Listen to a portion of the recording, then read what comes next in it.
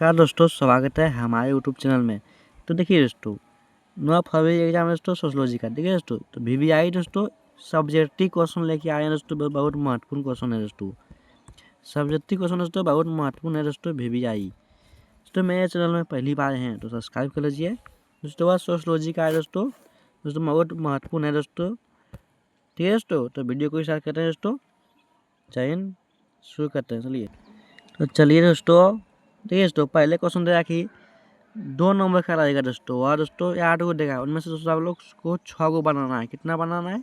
6 को बनाना है दोस्तों, जो 2 नंबर का रहेगा। तो चलिए दोस्तों देखते हैं। आटी लगोटी प्रश्न उत्तर, आटी लगोटी प्रश्न उत्तर। तो दोस्तों क्वेश्चन नंबर 1 है, समाज से आप क्या समझते हैं, अथवा समाज क्या है। तो देखिए दोस्तों इसका आंसर देखते हैं, जो दोस्तों 2 नंबर मिलेगा, ठीक है। तो समाज शास्त्र एक ऐसी संस्था है जो सामाजिक संबंधों पर आर्थिक आधारित होती है। ये संबंध रीति, अधिकार, सरोज, नियंत्रण आदि तत्वों पर आधारित होते हैं। इन तत्वों पर सामाजिक संबंधों की व्यवस्था निर्भर करती है। ये भी यूटर के शब्दों में समाज एक अपूर्ण धारणा है जो समूहों के बीच पाई जाती वाली पारस्परिक अतः संबंधों की जटिलता का बोध कराती है, ठीक है। तो आप क्वेश्चन नंबर 2 देखिए। 2 देखिए दोस्तों, समुदाय के आधार क्या क्या है। देखिए अथवा समुदाय के आवश्यक तत्व कौन कौन से हैं। तो देखिए दोस्तों क्या है, जैसे किसे लिखना है, पहले लिखना है समुदाय के मुख्य तत्व आधार निम्नलिखित है। पहला लिखेंगे व्यक्तियों का समूह, दूसरा निश्चित भूभाग, तीसरा सामान्य जीवन, चौथा सामुदायिक भावना। चलिए तो क्वेश्चन नंबर आगे देखते हैं।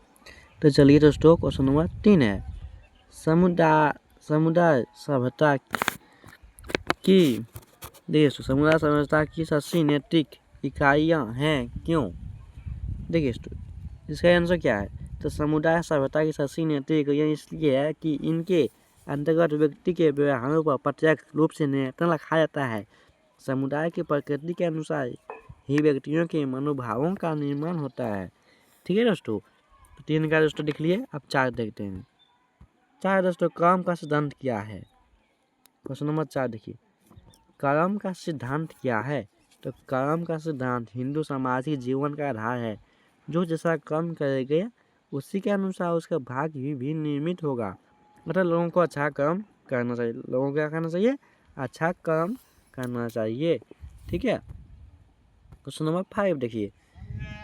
5 दोस्तों, नव उपनिवेशवाद क्या है। तो नए स्वतंत्र हुए देशों पर विकसित देशों के द्वारा शोषण, विशेषकर आर्थिक शोषण व वास्तव स्थापित करने की प्रक्रिया को नव उपनिवेशवाद का नाम दिया जाता है, ठीक है।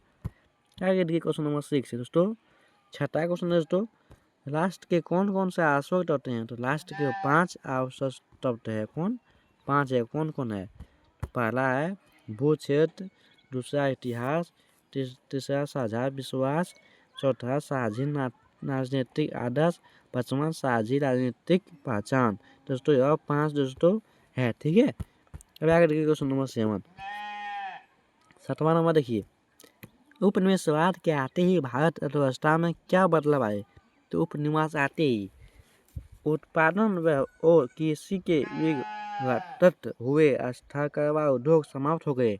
अंग्रेजी राज के पहले भारत बनाए सामान्य के निर्यात का एक मुख्य केंद्र था, परंतु उपनिवेशवाद के बाद भारत कच्चे माल कृषि उत्पादन का स्रोत और उत्पादक सामान्य उपभोक्ता बना दिया गया, ठीक है। क्वेश्चन नंबर 8वां देखिए दोस्तों।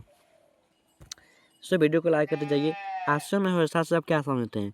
तो हिंदू धर्म शास्त्रों में 4 आश्रम व्यवस्था की गई है।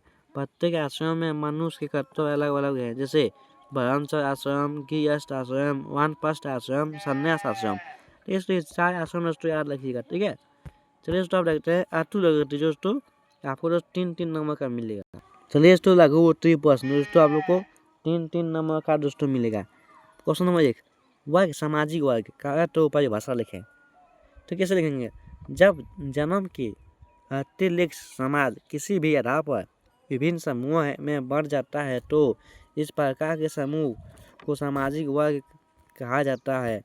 इस प्रकार का विभाजन प्रत्येक समाज में पाया जाता है।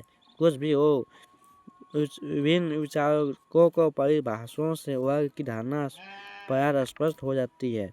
ठीक है, पहला मैकाबर वन और पेज देखिए, मैकाबर वन पेज, सामाजिक वर्ग समुदाय का कोई भाग है जो सामाजिक स्थिति को आधार पर शेष भाग से पृथक किया जाता है। फिर दूसरा आगन वन तथा नियम का सामाजिक वर्ग उन व्यक्तियों के समुदाय को कहते हैं जिनकी किसी समाज सामाजिक स्थिति आवश्यक रूप से समान होती है। ठीक है, इसे आप लोग पढ़िए और आगे देखते हैं। देखिए दोस्तों, क्वेश्चन नंबर 2, वर्ग व्यवस्था से क्या अभिप्राय है?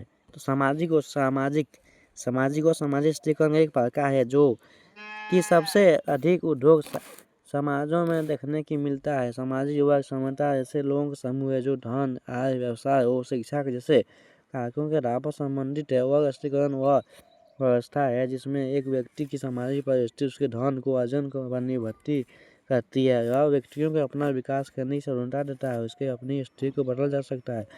वन व्यवस्था को चुनने के लिए बढ़ावा देता है। वर्ग की संहिता जातीय व्यवस्था भारतीय अनुसार नहीं होती है, वह संगत नहीं होती है। विभिन्न वर्गों के मध्य अंतर्गत विभाग पर कोई प्रतिबंध नहीं होता। एक सामाजिक वर्ग संस्कृति समूह भी होता है जो इस जीवन शैली को अपनाता है। यार देखिए क्वेश्चन नंबर 3, लास्ट का परिभाषा दें। देखिए दोस्तों कैसे देंगे लास्ट का परिभाषा। देखिए दोस्तों, जॉन एस लेंडल का मत है कि राष्ट्रवाद संभव ये एक ऐसी विचार का है। देखिए दोस्तों शक्ति की किसी भी निवासियों नवासी नहीं कर पाती। ठीक है, ध्यान रखिए, वो राष्ट्रीय भावना का चेतना को छोड़कर दूसरा विचार एक देश के निवासी का परिणाम जीवन प्रदान नहीं कर पाता। राष्ट्र के अनुविधान में विभिन्न परिस्थितियाँ क्या है? वैसे अनुसार वंश जिसमें जाति एकता और जो भी भौगोलिक एकता वाली प्रदेश से बसा हुआ राष्ट्र कहलाता है। ठीक है, तो ये आप देखते हैं दीर्घ उत्तर दोस्तों 5 नंबर का। तो चलिए दोस्तों शुरू करते हैं दीर्घ प्रश्न जो दोस्तों 5 नंबर का है। तो सामाजिक वर्ग की विशेषताएं लिखें। सामाजिक वर्ग विशेषता, सामाजिक वर्ग को भली भांति समझ लेने के उपरांत इसकी विशेषताओं का उल्लेख किया जा सकता है।